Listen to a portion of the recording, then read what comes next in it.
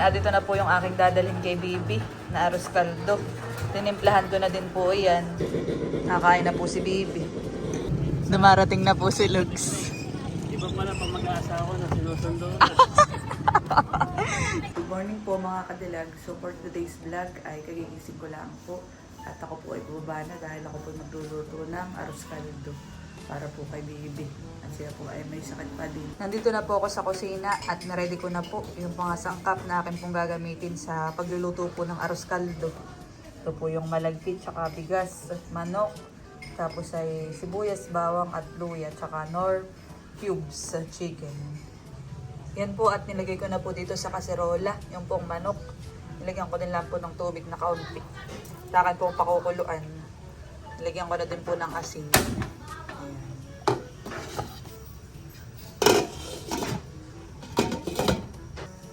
So yan po at bali na ahon ko na itong mga kadilag. At dito po sa kaserola ako ay maglalagay na itong luya.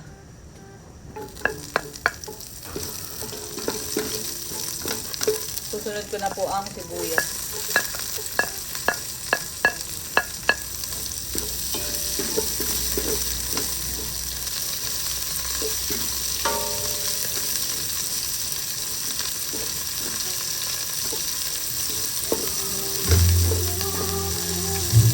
Pagkatapos po ay bawang.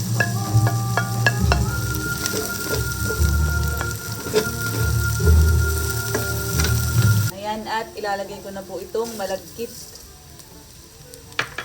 Saka po itong kalahating cup ng bigas.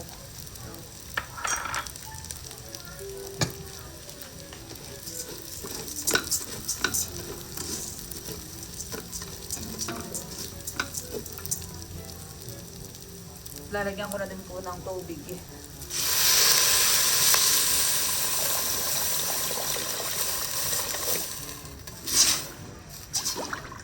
At lalagyan ko na din po ng nor chicken. Lalagyan ko na din po ng asin. Ganon din po ang paminta. Ilalagay ko na din po itong manok. At akin na pong tatakpan. A few inches later. Yan, update po mga kadilag at luto na po itong arroz caldo. Akin na pong aahonin. Makakain na po si Bibi. Bango. Dito na po yung aking dadalhin kay Bibi na arroz caldo. Tinimplahan ko na din po yan. Tapos ayan, meron po ditong isang tasa na herbal. Gawa naman po yan ni Mama. Akin na pong iaakyat ito sa taas nung dadalhin ko kay Bibi. At by the po si Mama, kumuha na din po ng kanya. Ito na po ang ating almusal. Nakain na din po siya ng arroz caldo. May nabili. At by din na ang iyong lugaw. Yan, at by din na po si Be. Oh, lugaw. Inumin mo din daw yung ano ang ginawa ni Mama. Tawa-tawa. Ay, saan ko? Dito may upuan. Kumain ka na. Nilalagnat ka pa? Oo, ilang araw na po yung di napasok pa. Kasi 2 days mo na ngayon. Nilalagnat. Na ngayon magpalakas. Kainin mo yung lugaw. Mainitan niyang iyong sikmura. Makainom na ulit ng gamot. Nakain na po si Bibi.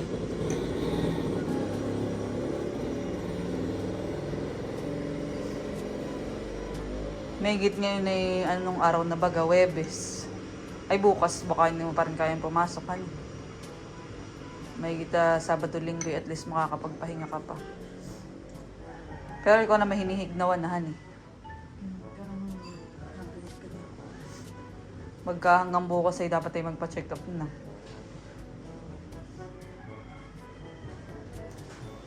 Sabi ni Mami, baka daw po si Bibi tinatrangkaso. Basta sakit ang kanyang kasukasuan.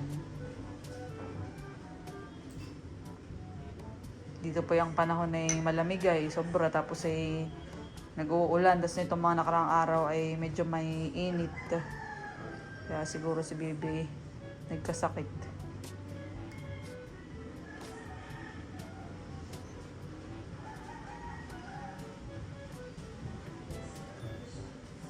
May ano yun, may itlog at saka may karne.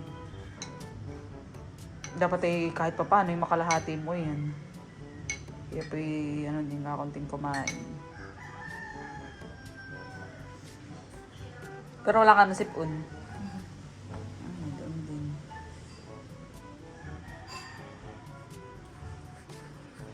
Mamaya akit din daw yung may tubig ka pa dito.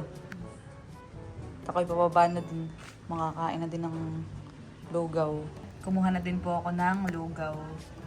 Ito na po ang aking pinakang almusal. Almusal po namin nila mama. Dito po ako sa tindahan nakakain.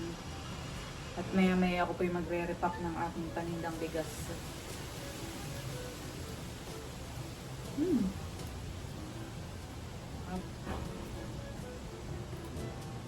Tapos ay may mga nagpapa-Gcash din po.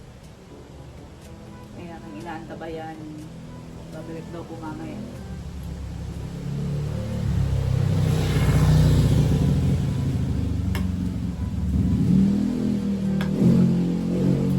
Malaki ang dilim. Mukhang uulan na naman po ng malakas.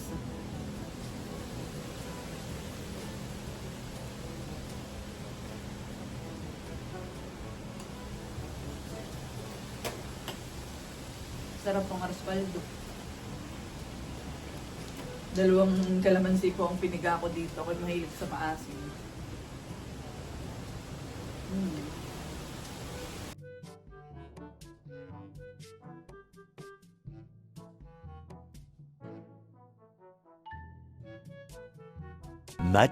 Much later. Yan, at ngayong hapon naman po ay pupunta ako sa Anuling. Kalakagwapo lang dahil ngayon po ay birthday ni Ate Chula. Ayan, ako po ay makikipag-birthday yan. Tapos po ako'y bibili ng manok. Yan, pinakang pa-birthday na daw po namin ni Lugs. Kami po ay tigisa para po kay Ate Chula. Ayan, so doon na lang po ako bibili sa Anuling ng lechong manok. O yun pong timyas. Mag-aalas 5 na po. Ay, alas 5 daw po ang celebration pagka-out po nila Lugs. At ako po ay aangat na dahil yan mukhang uulan na naman po ngayong hapon. Nagdidilim po ang kalangitan. Ako po pati dahan-dahan lang pagmumotor at napakalakas po ng hangin. Kanina ako'y galing din po sa munisipyo at may inasikaso po kami. Ayan, medyo mahangin po. Nasa Anuling na po ako at ako po ay bibili na ng manok. Ito po. Mabili po. Tamang-tama at may luto mga kadilag. Yan, at nandito na po yung nagtitinda. Ako po ay bibili na. Itong dalawa ng aking bibili at luto na po ito. Itong dalawa bunso, dalawang buo. Pa-chop na lang, hani. Nakabili na po ako mga kadilag. Pupunta na po ako kala Ate Chula. Narito na po ako at mukha pong nagsisimula na. Ayan, dadaling ko na po itong aming gift ni Lugs. Naibigay ko na po kay Ate Chula yung pa-birthday namin. Thank you so much. Kali lang, yung kagwapo lang. Akin ang ilalagay dito. Oh, daming handa. Kailangan ng extension han eh. Yan, at nandito na po ang Team Hitik. Bale, si Lugs po ay nasa office pa pero alas 5 na po kaya pasibig na din po yun. Kaya ka na pong susunduin at baka abutin ng ulan. Nasa munisipyo na po ako. At inaantay ko lang si Lugs mga kadilag na lumabas.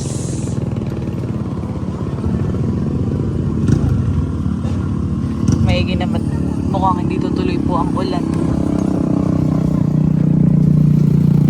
Dumarating na po si Lugs. Iba pala pag mag-aasawa na sinusundo. Ay, Opo. Punta po kayo sa May 28 po.